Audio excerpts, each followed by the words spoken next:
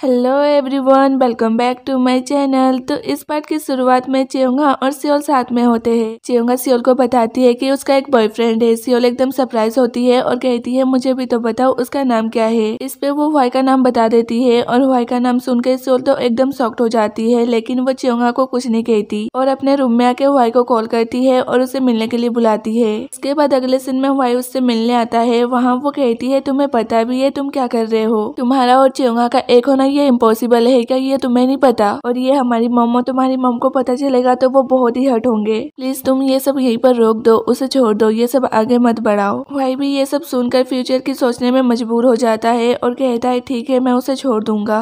इसके बाद अगले दिन चियोंगा और हुआई आर्ट म्यूजियम आते हैं। वहाँ हुआई चियोंगा से ब्रेकअप की बात करने की बहुत ही कोशिश करता है, लेकिन वो नहीं कर पाता क्योंकि चियोंगा हुआई को पल पल एहसास दिला रही थी कि वो हुआई से बहुत ही प्यार करती है। इसके बाद अगले सीन में जिन्बू की मम सियोल को कॉल करके घर मिलने के लिए बुलाती है। सियोल जिन्बू के मम के बुलाने पर उनके घर आती है और कहती है जो बोलना है जल्दी बोलिए, मुझे यहाँ पर ज्यादा देर तक नहीं रहना। वो कहती है तुम बस मेरे बेटे से दूर हो जाओ, मैं यही चाहती हूँ। तभी वहाँ पर जिन्बू आ जाता है और ये सब खड़े होकर सुनने लगता है। तुम उसके सामने ही मत आओ, मुझे पता है हारंग का भाई तेरेंग जिन्बू के कंपनी के रेस्टोरेंट में काम करता है और तुम उससे मिलने आती रहती हो, जिससे जिन्बू का ध्यान तुम्हारी तरफ आता है। इसलिए वहाँ जाना बंद करो, नहीं तो तुम्हारी बहन पुलिस की नौकरी करती है ना, उसको नौकरी से निकालना मेरे लिए बड़ी बात नहीं है। और तुम्हारी छोटी बहन को भी हमारी कंपनी ने साइन किया है ना, अब तुम्हें ही सेक्रीफाइस करना होगा, नहीं तो तुम्हारी दोनों बहनों की जिंदगी खराब हो जाएगी। इस पे वो कहती है अपने पहले भी मेरी फैमिली की धमकी देके मेरे जिन्बू से डिवोर्स करवाया था और आप अभी भी ऐसा कर रही हो, पर मैं इस बार आपकी बातों पे नहीं आऊंगी।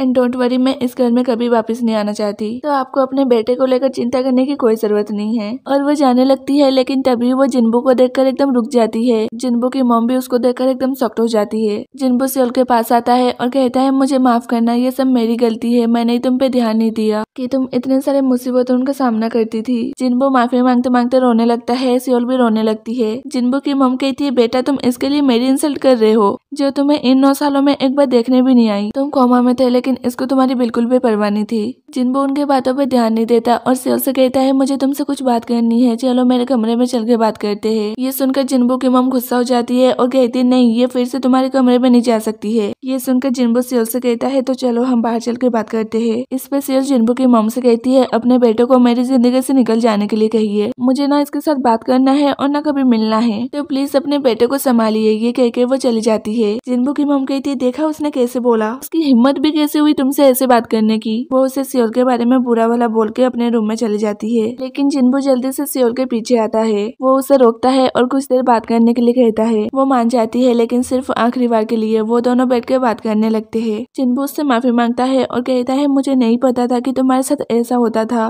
मैं बस तुमसे प्यार करना चाहता था, मैंने कभी तुम्हारे अच्छे बुरे पे ध्यान नहीं दिया। इस पे वो कहती है ठीक है, तो तुम मुझसे प्यार करते थे लेकिन तुम उसके पास क्यों गए? तुम जब मुझसे इतना ही प्यार करते थे तो तुम्हें किसी और की जरूरत क्यों पड़ गई? ये सुनकर जिन्बू कहता है क्योंकि मैं तुमसे थक गया था, मैं तुमसे खूब प्यार करता था लेकिन तुम मुझसे प्यार नहीं करती थी। ये सुनकर वो कहती है मैंने शादी के पहले ही कहा था कि मैं कभी तुमसे प्यार नहीं कर पाऊंगी, पर तुमने कहा तुम्हें इससे कोई प्रॉब्लम नहीं है। वो कहता है लेकिन मुझे लगा था कि तुम बदल जाओगी, तुम मुझसे प्यार करने लगोगी, लेकिन ऐसा नहीं हुआ। और जब मैं अपने आप को अकेला महसूस करने लगा तब उसने मेरा साथ दिया, उसने मुझे प्यार के बदले प्यार दिया। मुझे उसके साथ रहना अच्छा लगता था, लेकिन जब मैं कोमा से उठा तो मैंने सबसे पहले तुम्हें ही ढूंढा और फिर मुझे एहसास हुआ कि मैं बस उसको यूज कर रहा हूँ, असल में मैं प्यार तुमसे करता हूँ। सियोल कहती है लेकिन अब कुछ नहीं हो सकता है, बहुत देर हो गई है, और वो वहाँ से चली जाती है। जिन्बू कुछ नहीं कर पाता। दूसरी तरफ हुआई चियोंगा को डेट पे ले जाने के लिए उसके घर लेने आता है। हाँ, उसको पता है कि वो जल्दी ही चियोंगा को छोड़ देगा, लेकिन तब तक वो उसके साथ रहना चाहता है। वो लोग एक स्टोर पे आते हैं। वहाँ पर चियोंगा को हुआई के ऊपर बहुत ही गुस्सा आ रहा था क्योंकि उसका सारा ध्यान बुकोन पे था, वो उस पे ध्यान ही नहीं दे रहा था, लेकिन असल में हुआई का सारा ध्यान उसी पे था। वो चियोंगा के मजे ले रहा था। चियोंगा कहती है मेरा यहाँ पर आने का कोई फायदा नहीं, मुझे तो यहाँ पर आना ही नहीं चाहिए था, मुझे भूख लगी है, मैं रामेन लेने जा रही हूँ। इस पे वो कहता है रुको, मुझे भी तुम्हें ज्वाइन करना है। चियोंगा सोचती है कहाँ से इसका भूख पे से तो ध्यान हटा। इसके बाद वो लोग खा रहे होते हैं। चियोंगा हुआई को देखकर खुश होती है क्योंकि उसको अभी भी याद है कि हुआई ने कहा था कि वो किसी के साथ खाना नहीं खाता, लेकिन अब वो उसके साथ कंफर्टेबली खाना खा रहा है। इससे वो बहुत ही खुश होती है। इसके बाद वो लोग खाना खा के बैठते हैं। चियोंगा हुआई से पूछती है तुम आज मुझसे कुछ भी पूछ सकते हो, क्योंकि आज मैं थोड़ी सी खुश हूँ। इस पे वो कहता है वो हाई स्कूल वाली लड़की जो ट्रेन में सोल्जर से मिली थी उसने इतना बड़ा फैसला क्यों लिया था। ये सुनकर चियोंगा एकदम से सैड हो जाती है, लेकिन वो फिर भी बताती है। वो कहती है क्योंकि वो स्कूल में बुली हुआ करती थी, उसकी सबसे अच्छी फ्रेंड उसको बुली करने लगी थी। वो लोग उसको खूब बुली करते थे। उसको रीजन नहीं पता था कि उसकी सबसे अच्छी फ्रेंड ऐसे बदल क्यों गई, और इतने बुली होने के बाद उसको हिम्मत भी नहीं थी कि वो उससे पूछ सके। उसका पास्ट सुनकर वाई बहुत ही सैड हो जाता है। वो कहता है कि मुझे माफ कर दो, तब मैं तुम्हारी मदद नहीं कर पाया। इस पे चियोंगा कहती है कोई बात नहीं, इसमें तुम्हारी गलती नहीं है, अब मैं ठीक हूँ। जब से तुम मेरे पास आए हो तब से मैं खुश रहने लगी हूँ। अगर तुम नहीं होगे तो पता नहीं मेरा क्या होगा,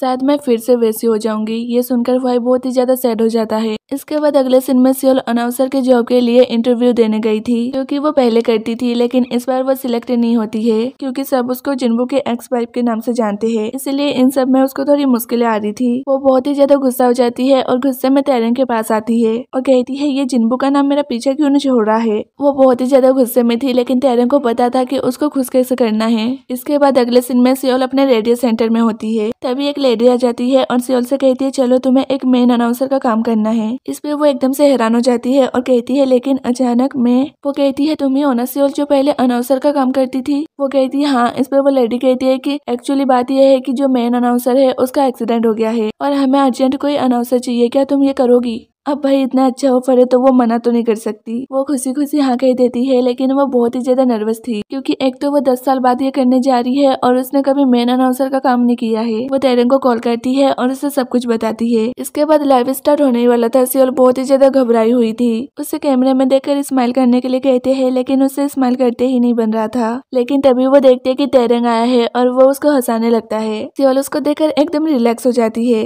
दूसरी तरफ जिन्बू की मम टीवी देख रही होती है। वो सियोल को मेन अनाउंसर का काम करते हुए देखकर एकदम शॉक्ड हो जाती है। तभी जिन्बू भी आ जाता है और कहता है ये अभी भी टीवी में वैसी सुंदर दिखती है, मुझे पता था ये कभी गिव अप नहीं करेगी। ये सब सुनकर जिन्बू की मम कहती है तुम अपना काम करो, इस पर ध्यान देने की तुम्हें कोई जरूरत नहीं है। दूसरी तरफ सियोल के डैड भी टीवी में चैनल्स बदल रहे थे। तभी एकदम से सियोल आ जाती है। ये देखकर वो एकदम शॉक्ड हो जाते हैं और वो जल्दी से सियोल के मॉम को बुलाते हैं। वो दोनों सियोल को पहले जैसे काम करते हुए देखकर एकदम खुश होते हैं और ये पार्ट भी यहीं पर खत्म हो जाता है। तब तक के लिए bye bye and take care.